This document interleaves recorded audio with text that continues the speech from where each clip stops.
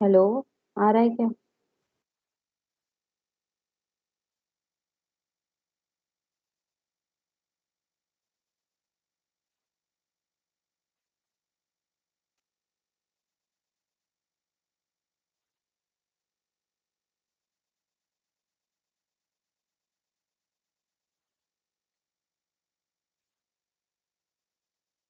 Yes ma'am, continue.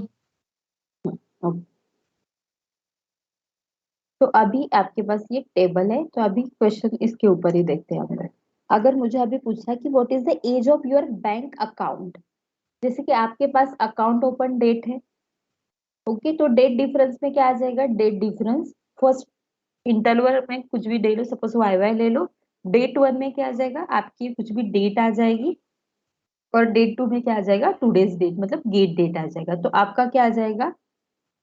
Bank account का as, मतलब ये क्वेश्चन मुझे पूछा था कि what is the age of your bank account, और उन्होंने मुझे एक टेबल शो किया था डायरेक्टली।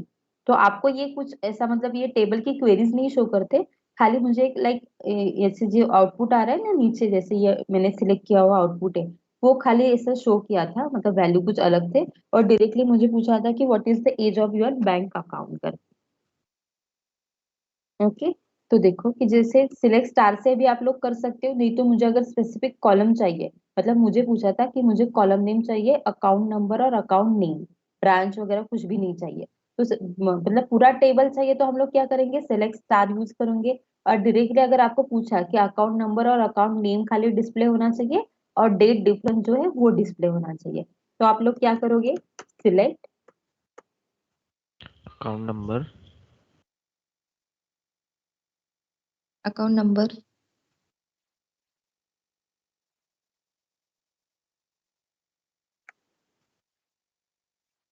अकाउंट नंबर, बाद में क्या आ कॉमा, जाएगा? Account name, name, account name, name. And third column मुझे क्या चाहिए? डेट डिफरेंस वाला। Date difference. डेट डिफरेंस में क्या क्या आ जाएगा बताओ मुझे? आपकी मतलब एज चाहिए, तो मैं इंटरवल लिखूंगी वाई वाई। फर्स्ट क्या आ जाएगा? डायरेक्टली सबकी एज चाहिए ना, तो डायरेक्टली आप अकाउंट ओपन डेट भी लिख सकते हो, मतलब कॉलम नेम भी लिख सकते हो। मतलब मुझे अकाउंट सबकी एज ओपन, चाहिए ना। हाँ, तो डायरेक्टली कॉलम नेम भी लिख सकते हो।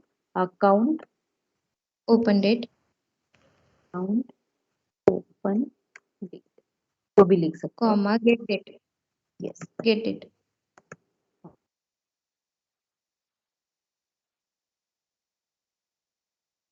और अभी इसको नाम देना है तो नाम भी दे दो। मतलब सपोज मैंने उसको नाम दे दिया एज डेट। ये जो थर्ड कॉलम आपका डिस्प्ले हो जाएगा, उसको मैंने नाम दिया एज न्यू डेट फ्रॉम आपका टेबल का नाम।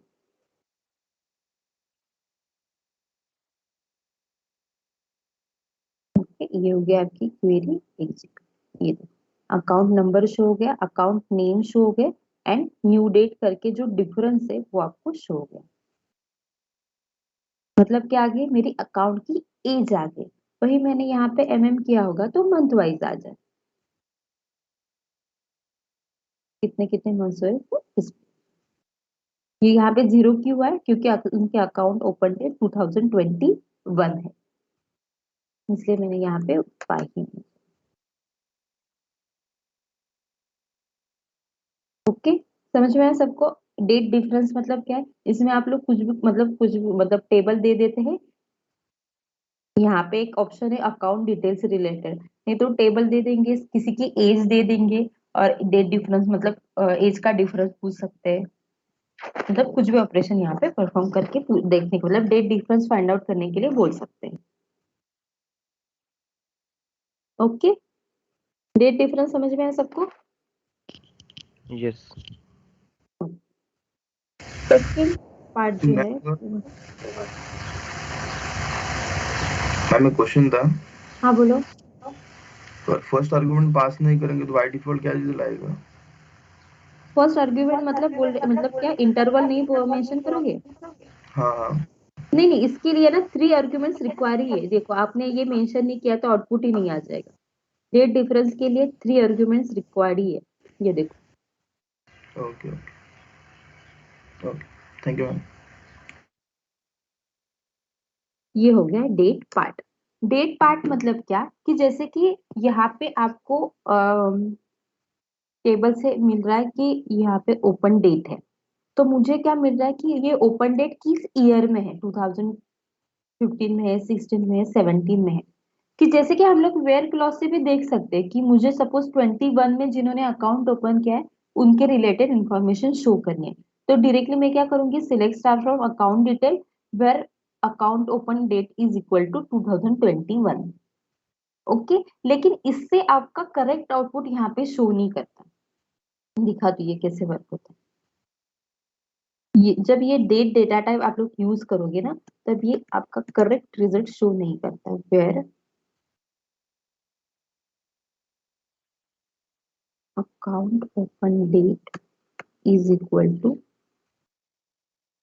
2021, आउटपुट आ जाएगा लेकिन करेक्ट आउटपुट नहीं आ जाएगा। देखो एक ही आउटपुट शो हो गया, लेकिन असल में आउटपुट कितने हैं, तो 3 आउटपुट्स है। ओके, तो ये जो डेट फंक्शन में हम लोग वेयर क्लॉज यूज करते हैं अकाउंट इज इक्वल टू 21 करके, तो ये करेक्ट शो नहीं करता, इसके लिए हम लोग डेट पार्ट यूज करते हैं। डेट पार्ट मतलब क्या हो रहा है यहाँ पे, एग्जैक्ट आपको जो आइडिया चाहिए कि मुझे 2021 में कितने लोगों ने अकाउंट ओपन किया उनकी लिस्ट शो करनी है, 2015 में किसने किया, 2016 में किया, उनकी लिस्ट चाहिए। तो बाय यूजिंग डेट पार्ट मैं यहाँ पे कर सकती हूँ। डेट पार्ट में खाली 2 आर्ग्यूमेंट्स लगते हैं, जैसे कि डेट डिफरेंस में 3 आर्ग्यूमेंट्स लगने वाले, वैसे डेट पार्ट में खाली हम लोगों को 2 आर्ग्यूमेंट्स रिक्वायर्ड है। फॉर एग्जाम्पल जैसे मुझे पूछा कि मुझे 2021 में जिन्होंने ओपन किया उनसे उनकी लिस्ट चाहिए, यहाँ पे हम लोग ने कॉलम वाइज देखा था कि मुझे ये 2 कॉलम रिक्वायर है, यहाँ पे हम लोग पूरे टेबल वाइज देखेंगे, मतलब आपका दोनों कवर हो जाएगा। सिलेक्ट स्टार करके सिलेक्ट स्टार किया, कॉमा दे दो, मुझे क्या एक्स्ट्रा कॉलम चाहिए बाद में, डेट पार्ट का चाहिए। ओके, डेट पार्ट का चाहिए, उसमें खाली 2 आर्ग्यूमेंट्स आपको लगेंगे, एक तो इंटरवल लगेगा कि आपको किस ईयर में चाहिए, वो जो इंटरवल है वो लगेगा। सपोज मुझे 2021 का ईयर वाइज चाहिए, इसलिए मैंने बाय बाय मेंशन किया। और सेकंड है वो क्या लगेगा आपको, कॉलम नेम नहीं तो डेट जो है, जैसे अकाउंट ओपन डेट है वो आपको लगेगा। मतलब यहाँ पे क्या आ जाएगा, अकाउंट ओपन डेट, ये होगा आपका कॉलम। आपने उसको नाम दिया as suppose new date from your table name. अभी आप लोग वेयर कंडीशन यूज करोगे, वेयर कंडीशन में भी क्या पुट करोगे आप लोग, यहाँ पे जो डेट पार्ट में आप लोगों ने पुट किया है वो यहाँ पे पुट करोगे। वेयर डेट पार्ट का जो ये कॉलम है ये यहाँ पे पुट करोगे, where date part is equal to 2021। इससे क्या हो जाएगा कि आपकी ये जो टोटल टेबल है इसमें ये थर्ड कॉलम ऐड हो जाएगा विथ नेम न्यू डेट, और उसमें क्या आ जाएगा कि जिन्होंने 2021 में अकाउंट ओपन किया खाली उनकी लिस्ट शो हो जाएगी। न्यू डेट नाम का कॉलम ऐड हो गया यहाँ पे, और जिन्होंने 2021 में अकाउंट ओपन किया है उनकी लिस्ट यहाँ पे शो हो जाएगी। लेकिन यहाँ पे आप लोग जो इंटीजर में फंक्शन है ना वो ही यूज कर सकते हो। यहाँ पे आप लोग डेट पार्ट में अगर आपको देखना है कि मुझे ब्रांच पटना में जिन्होंने अकाउंट ओपन किया वो देखना है, आप नहीं देख सकते। मुझे नेम वीना है उसका रिलेटेड ये चाहिए, आप date part by using date part नहीं कर सकते, इसके लिए कुछ अलग कन्वर्जन फंक्शन लगता है, वो हम लोग बाद में देखेंगे। चलो ओके, डेट पार्ट में मतलब समझ में आए? वही बात मुझे अगर सिंपली यहाँ पे 2015 का रिकॉर्ड चाहिए तो मैं 2015 मेंशन करूंगी, एग्जीक्यूट करूंगी। ओके, समझ में आया डेट पार्ट क्या होता है?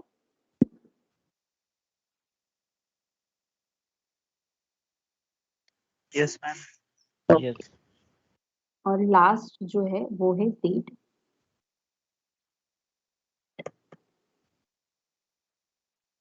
कुछ फास्ट हो मैम रहा है तो बताओ, ये इतना रिक्वायर्ड नहीं इसलिए मैं ज्यादा एग्जांपल नहीं दे रही हूँ, बाकी कुछ नहीं।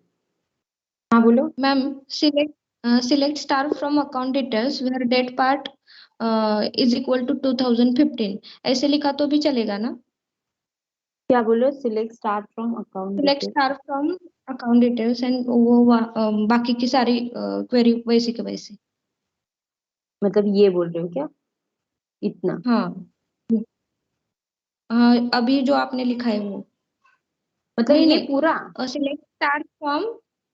Select star from account details, हाँ, वहां से जैसे बेसिक क्वेरी।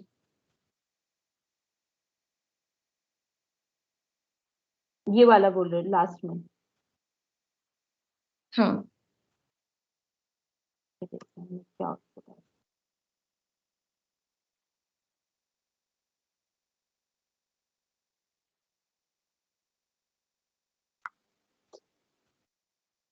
ओके,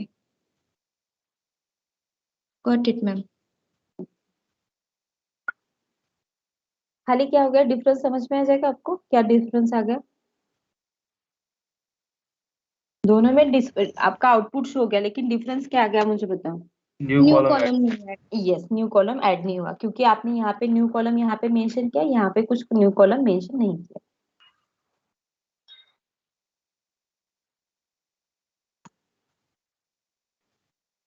ये ऊपर मेंशन करें।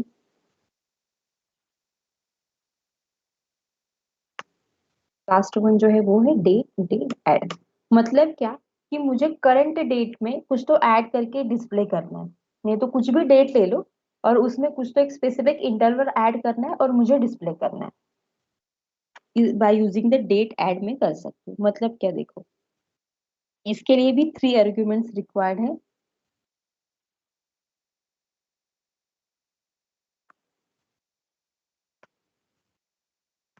सिलेक्ट,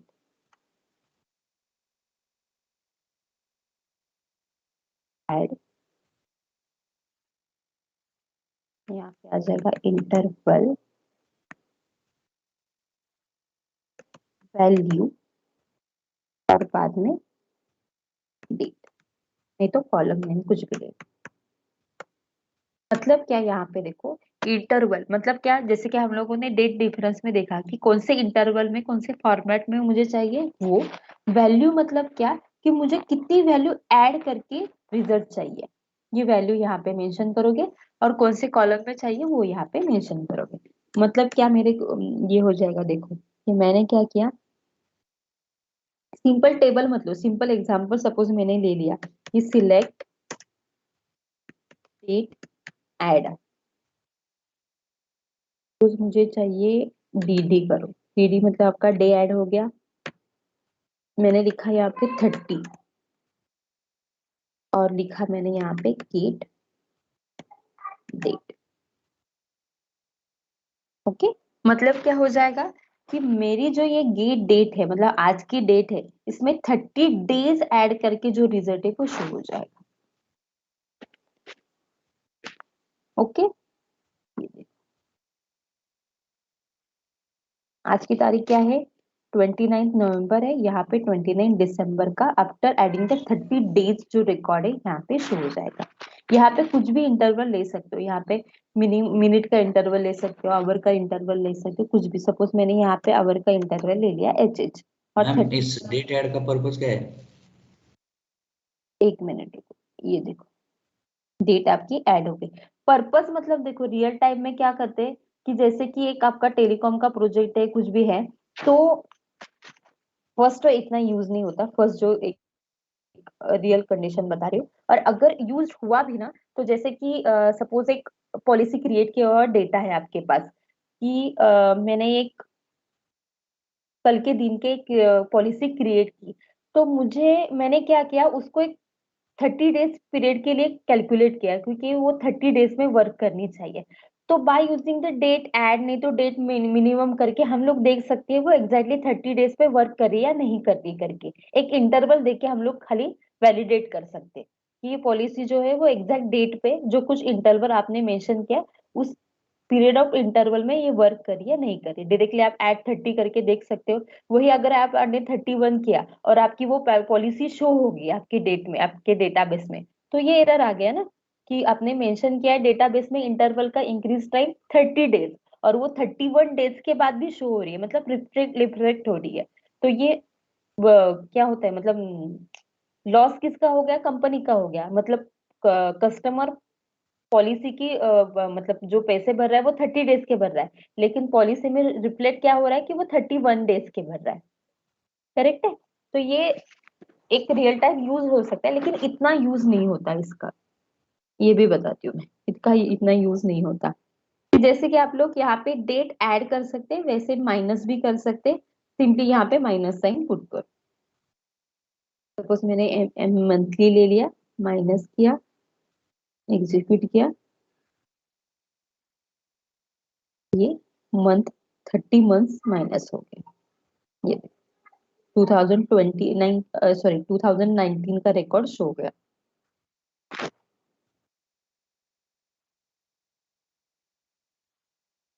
ओके, ये डेट में कितने फंक्शन, तीन फंक्शन है खाली। एक तो डेट डिफरेंस है, डेट पार्ट है, और लास्ट में डेट ऐड है। इसमें जो कुछ भी, मतलब इसमें क्वेश्चन तो आपको कुछ भी पुट करना है, गेट डेट कर लो, गेट डेट टू कर लो, कुछ भी करना है तो आप लोग कर सकते मैम से टेबल में कैसे यूज करना है डेट ऐड को? हैं। ये देखो,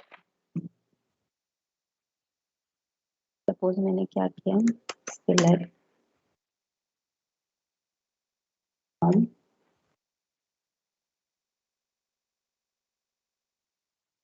मैं तो एक कॉलम ऐड करो directly, date add,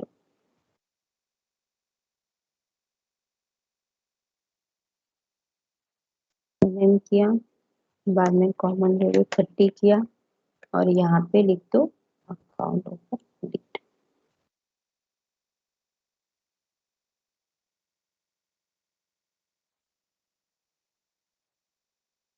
as new date करो एंड फ्रॉम टेबल का नाम।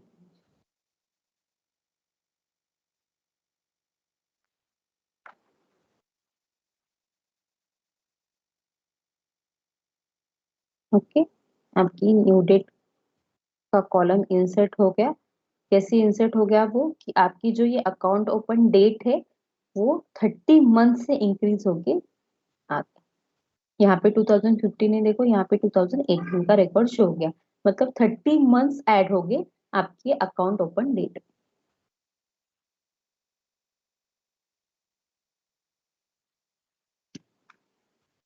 क्लियर सबको? Yes, ma'am. Yes. ओके, ये हो गया आपका डेट फंक्शन। ओके, इसमें से और एक छोटा सा टॉपिक लेती हूँ, कुछ नया नहीं लेती हूँ, मतलब एक जो क्वेश्चन पूछा था खाली इसके लिए ले लेती हूँ, नल वैल्यू का। ओके, कि सपोज आपके टेबल में नल वैल्यूज है,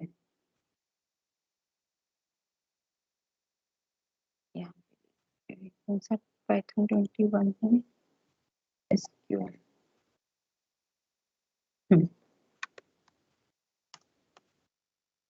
नल वैल्यू मतलब क्या, कि जैसे आपके पास टेबल है, सिलेक्ट स्टार फ्रॉम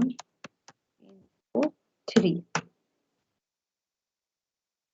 एग्जीक्यूट करो, ये आपका रिजल्ट आ गया। इसमें नल वैल्यू है, इसमें नल वैल्यू है, नल वैल्यू कहाँ पे भी नल वैल्यू। तो एक तो ये नल वैल्यू रिप्लेसमेंट के 2 ऑप्शंस है। एक तो आप डायरेक्टली अपडेट करके देख सकते हो, मतलब मुझे अगर मेरे कॉलम में नल वैल्यू नहीं चाहिए तो मैं डायरेक्टली अपडेट कर दूंगी।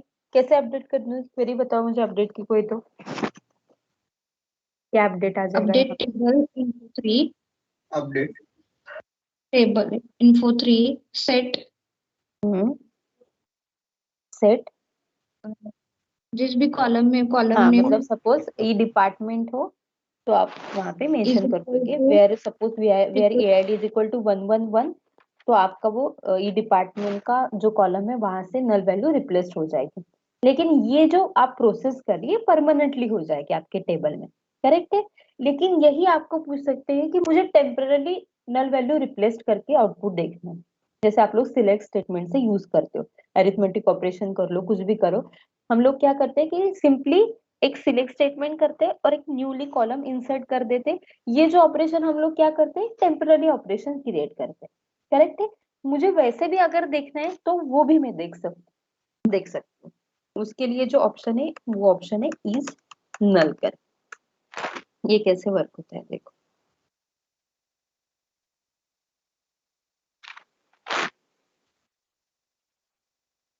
एक मिनट टेबल नहीं ले लेती हूँ मैं।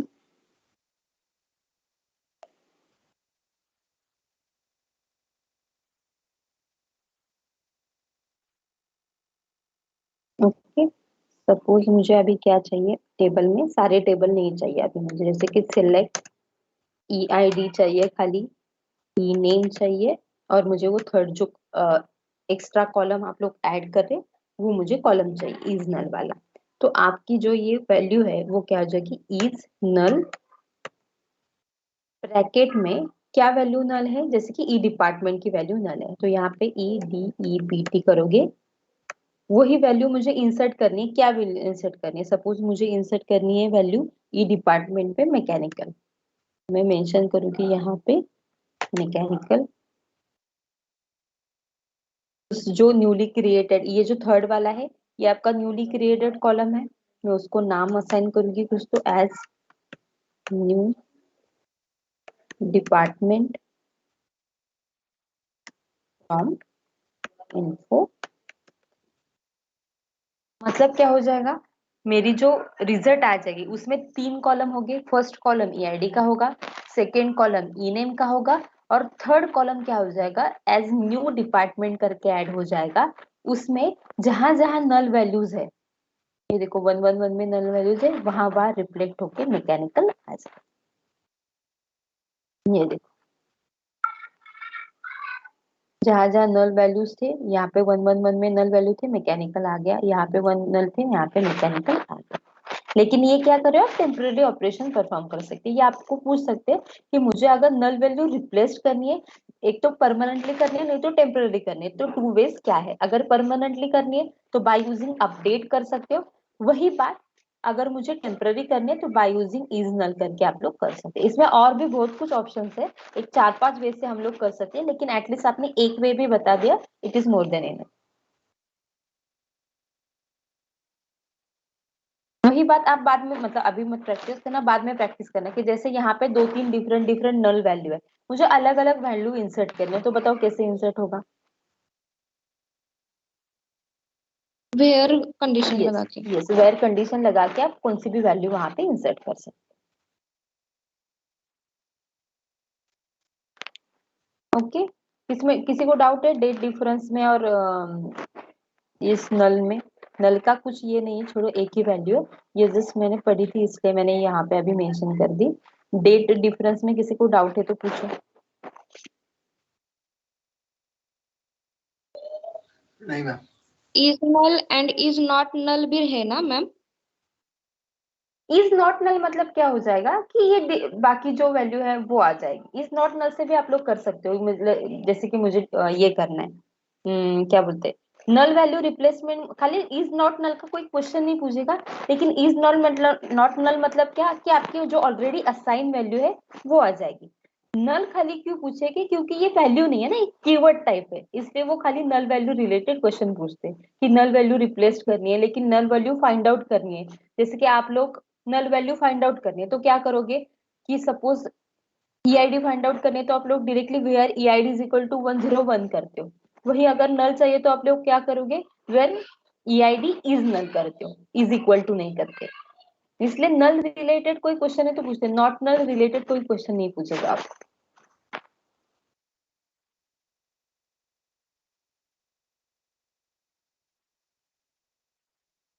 क्लियर दोनों कंसेप्ट ना, डेट और इसका। Yes ma'am. क्या करूं बताओ, एक मतलब आप बताओ, जस्ट जो नया टॉपिक है ना ज्वाइन, उसकी थ्योरी बताओ खाली, कि क्या करूं बताओ, आप बताओ। मतलब मैम करो concept कंटिन्यू। clear करो। हाँ, मतलब हेलो एटलीस्ट थ्योरी बताती हूँ, कल क्वेरी लिखेंगे नहीं तो एक सब मिक्सअप नहीं हो जाएगा। खाली थ्योरी बताती हूँ कैसे वर्क होता है करके। हेलो मैम, ओके हाँ मैम। बोल। ग्रुप बाय का बता दो ना एक बार, ग्रुप बाय का थोड़ा कॉन्सेप्ट क्लियर नहीं हुआ। एक काम करते हैं हम लोग, ये देखो आज मंडे है ना, हमारा सिलेबस इतना बचा नहीं है, एक फ्राइडे तक हमारा सिलेबस खत्म हो जाएगा। फ्राइडे नहीं तो max to max Saturday, Saturday syllabus भी कंप्लीट कर लेते हैं। और जो कुछ रिवीजन करने हैं, जैसे ग्रुप बाय करनी है, कुछ ज्वाइन की करनी है, जिसके रिवीजन करने वो सैटरडे को रिवीजन कर लेंगे और फिर बाद में संडे को हम लोग मॉक ले लेंगे। ओके यस ठीक है मैम। मैम। मैम क्वेश्चन भी भेज दीजिए, और अभी उसके बाद क्वेश्चन जो ज्यादा नहीं क्वेश्चन के भेजने आंसर। वाली हूँ मैं, मतलब एक एक दो दो भेजती हूँ, लेकिन मॉक में एक्स्ट्रा क्वेश्चन पूछती हूँ। अभी क्वेश्चन पूछे तो आप मतलब क्या ये करोगे, स्टडी करोगे? अभी खाली प्रैक्टिस करो क्वेरीज रिलेटेड। मॉक में क्या करोगे हम लोग देखेंगे कि मैं क्या करूंगी। सपोज आपके यहाँ भी कितने हैं कैंडिडेट्स यहाँ पे,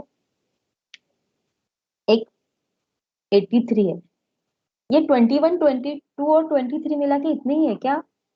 मतलब मेरे पास जो लिस्ट है उसमें सपोज 130 है, कुछ तो मोर देन 100 की लिस्ट है मेरे पास। 130 है मैम, 130। हाँ हाँ वही, मतलब मेरे पास एक जो मेल आईडी की लिस्ट आई है ना, वो वन मतलब 100 के ऊपर है, इसलिए मैं हमेशा टीम्स में ले लेती हूँ। नहीं तो इतना खाली अगर 83 वगैरह लोग ज्वाइन करे तो डायरेक्टली मैं गूगल मीट पे ही ले सकती हूँ ना, वो थोड़ा इजी भी रहता है।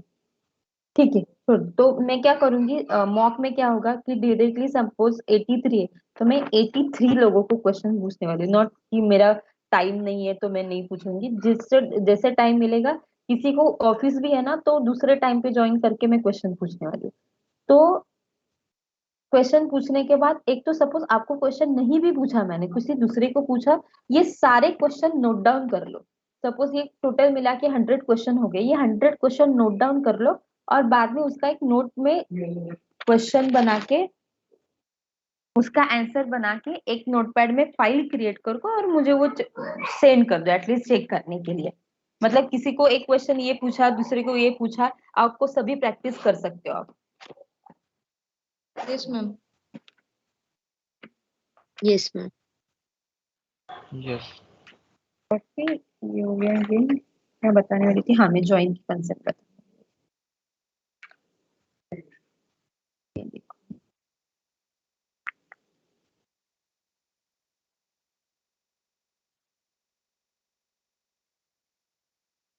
ज्वाइन, जैसे कि ज्वाइन कैसे वर्क होता है ये मैं खाली बताती हूँ, बाकी कुछ नहीं बताने में। ये देखो मेरे पास एक दो टेबल है, एक टेबल है एम्प्लॉय डिटेल, सेकंड टेबल है डिपार्टमेंट डिटेल। ये एम्प्लॉय डिटेल में 3 कॉलम्स है, ईआईडी है, नेम है, सिटी है।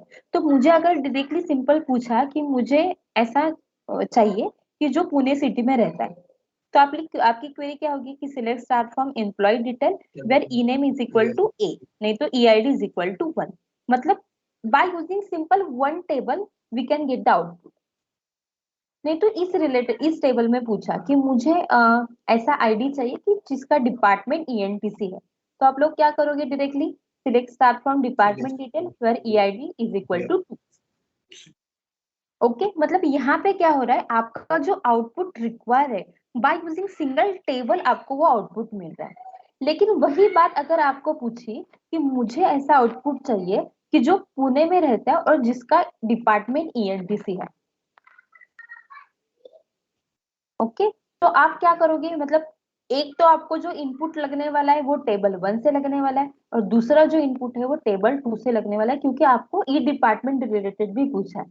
इस समय आप लोग ज्वाइन यूज करते हैं, जैसे कि आप लोगों को रिक्वायर्ड आउटपुट 2 टेबल में से चाहिए, मतलब मोर देन 1 टेबल में, 2 टेबल हो सकते हैं, 3 टेबल, 4 टेबल, कितने भी टेबल हो सकते हैं।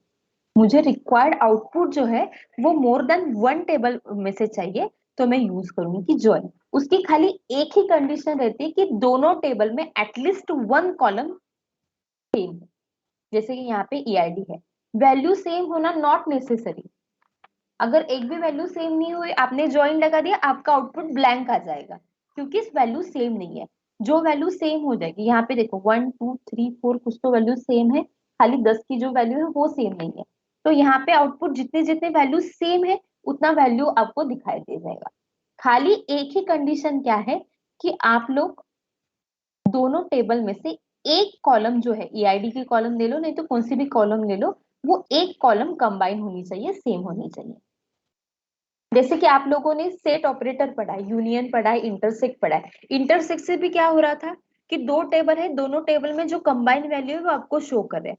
लेकिन इंटरसेक्ट में क्या था कि बहुत कुछ रूल थे। एक तो दोनों टेबल में कॉलम दोनों सेम चाहिए, मतलब टेबल 1 में 2 कॉलम है तो टेबल 2 में भी 2 कॉलम चाहिए, ये फर्स्ट रूल था। सेकंड क्या था कि डेटा टाइप जो यूज कर रहे हैं वो दोनों के लिए सेम चाहिए, ये सेकंड रूल था। यहाँ पे ऐसा कुछ भी रूल नहीं है। यहाँ पे सपोज आपने फर्स्ट टेबल में 2 कॉलम है, आईडी और नेम, और टेबल 2 में 10 कॉलम है, तो भी आप लोग ज्वाइन लगा सकते हो। खाली रिक्वायरमेंट एक ही है कि आपके दोनों टेबल में एक जो कॉलम है वो कंबाइन रहना चाहिए, सेम होना चाहिए। खाली इतनी ही रिक्वायरमेंट है। मैम अगर रोज ऊपर नीचे हो तो? No issue. आप लोग जब मतलब मैं जब आपको क्वेरी बताऊंगी ना कि ये जो वैल्यूज ऊपर नीचे हो, जैसे कि यहाँ पे देखो 1 2 2 1 2 3 4 एक ऑर्डर में, यहाँ पे कुछ भी है 2 1 3 1, मतलब रोज कुछ ऊपर नीचे यहाँ पे डायरेक्टली, तो भी आपका आउटपुट आ जाता है। क्वेरी जब आप लिखोगे तो आपको अच्छे से समझ में आ जाएगी कि आउटपुट कैसे डिस्प्ले हो रहा है। ओके, खाली यहाँ पे क्या है कि एक कॉलम कुछ तो कंबाइन होना चाहिए, आपकी रिक्वायरमेंट है। और इसमें डिफरेंट डिफरेंट क्या बोलते हैं टाइप्स है। फर्स्ट क्या टाइप है, इनर जॉइन टाइप है, मतलब मैं टाइप खाली लिख दूँ यहाँ पे, यहाँ पे फर्स्ट जो है वो है इनर जॉइन, सेकेंड जो है वो है आउटर जॉइन, उसमें मैम है नेचुरल जॉइन भी है ना? क्या क्या,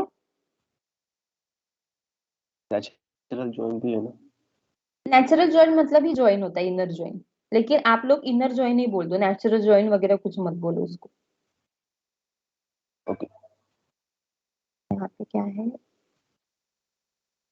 लेफ्ट आउटर जॉइन है, बाद में है राइट आउटर जॉइन, एंड सी है full outer join.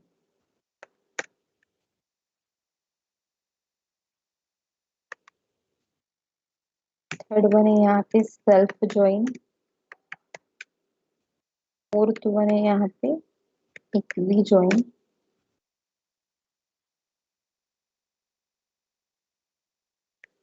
And fifth one है यहाँ पे क्रॉस जॉइन। ओके, ये आपके डिफरेंट डिफरेंट जॉइन के टाइप्स है। ये तीन जो है बाद में हम लोग जो ऊपर की तीन सीखेंगे ये बाद में ये करेंगे। फर्स्ट ये खाली याद रखो, inner join and outer join. Outer join में 3 टाइप्स है, left outer join, right outer join और फुल आउटर जॉइन। ये भी मैं बताती हूँ ये कैसे वर्क होते हैं, मैंने पेंट में मेंशन किया है। देखो ये जो फर्स्ट डायग्राम है ना ये वाली, ये जो है वो है इनर जॉइन। मतलब क्या, ये फर्स्ट जो सर्कल है टेबल 1 है, ये सेकेंड जो है टेबल 2 है, और इसमें से ये जो कंबाइन आउटपुट आप, ओके मतलब कंबाइन आउटपुट दोनों टेबल से जो मिल रहा है ये आपका हो गया इनर जॉइन। वही ये सेकेंड जो है, ये देखो ये वाला, इसमें क्या हो रहा है कि कंबाइन आउटपुट भी मिल रहा है लेकिन टेबल 1 का जो आउटपुट है वो भी डिस्प्ले हो रहा है। टेबल, दोनों टेबल का कंबाइन आउटपुट प्लस टेबल 1 का आउटपुट, ये हो गया आपका लेफ्ट आउटर जॉइन। यहाँ पे थर्ड में क्या हो रहा है कि combine output plus right table का, मतलब सेकेंड टेबल का आउटपुट, ये हो गया आपका राइट जॉइन। और ये जो तीनों लगते हैं मतलब कंबाइन भी होगा, लेफ्ट में जितने होंगे वो भी होंगे, राइट में जितने होंगे वो भी होंगे, सब जॉइन परफॉर्म करोगे तब होगा ये फुल आउटर जॉइन। क्लियर हो गई ये 4 आउटपुट, मतलब जस्ट मैंने एक डायग्राम ड्रॉ करके बताया कि क्या कैसे वर्क होता है ये होगा इनर जॉइन, दोनों टेबल का मैम ये कंबाइन आउटपुट, ये हो गया लेफ्ट आउटर जॉइन, ये हो गया राइट आउटर जॉइन, एंड ये हो राइट गया फुल आउटर जॉइन। फुल। यही मैंने अगर सपोज मैंने ये देखो, यही मैंने अगर यहाँ पे थर्ड सी सपोज है, ऐड कर दिया। ओके, तो ये तीनों टेबल में से ये जो है कंबाइन, मैंने उसको मतलब ये देखो, ये फर्स्ट टेबल में के, ये सेकंड टेबल में का है और ये थर्ड टेबल का है। ये जो येलो पार्ट है ये तीनों टेबल का कंबाइन है। ये हो गया आपका इनर जॉइंट। ये inner joint, left outer joint, right outer joint है फुल जॉइंट। मतलब एटलीस्ट जॉइंट क्या है ये कंसेप्ट समझ में है ना आपको? Yes. Yes okay ma'am. Okay, कल से हम लोग देखेंगे कि कैसे क्वेरीज वगैरह लिखते हैं।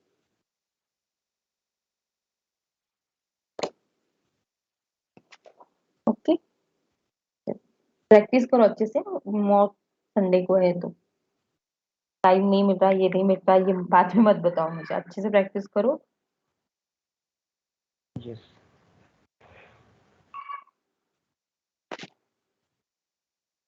चलो then bye, thank you. Thank you so much, ma'am. Thank you, ma'am.